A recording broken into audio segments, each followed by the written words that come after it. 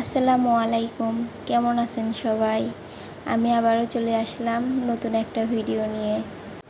আজ যাচ্ছি আমি আমার নানুর বাড়ি। তবে আমার থেকে আমার মেয়ে বেশি খুশি। ওটা নাকি ওর নানুর বাড়ি, আমার না। কি আজব, তাই না? ও কেমন ঢং করে দেখেন। আজকের আকাশটা মাশাআল্লাহ অনেক সুন্দর, শুধু দেখতেই ইচ্ছে করে, তাই না? আমার তো আকাশ অনেক ভালো লাগে। আমার মেয়েটা দেখেন বাতাসে কীরকম করতেছে, পাগলি একটা। বাতাসে ওর চুলগুলো কেমন এলোমেলো হয়ে গেছে, দুষ্টু পাগলিটার। দেখেন এটা করতোয়া নদী, মাশাআল্লাহ কত সুন্দর লাগতেছে নদীটা। আমার তো নদী ভীষণ ভালো লাগে। এটা হলো করতোয়া ব্রিজ। ব্রিজের উপর দিয়ে এখন আমরা মহাস্থানগড়ের দিকে যাচ্ছি।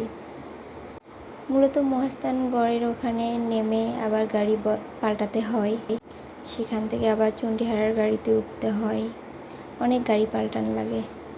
হয়তো দেখেন আকাশটা কত সুন্দর, তাই না? আজ তো আমি আকাশের দিক থেকে চোখই ফিরাতে পারতেছি না, সেই জন্য অনেক আকাশের ভিডিও করে নিছি। আপনাদেরকে আস্তে আস্তে সব দেখাবো। এই তো আসে পড়লাম চণ্ডীহারা। এখন এখান থেকে অনেকটা পথ হেঁটে যেতে হবে নানির বাড়িতে। দেখেন আমার মেয়েটা অলরেডি হাঁটা শুরু করে দিয়েছে। আমি আমার খালুকে বলছিলাম যাতে আগায় নিয়ে যায়।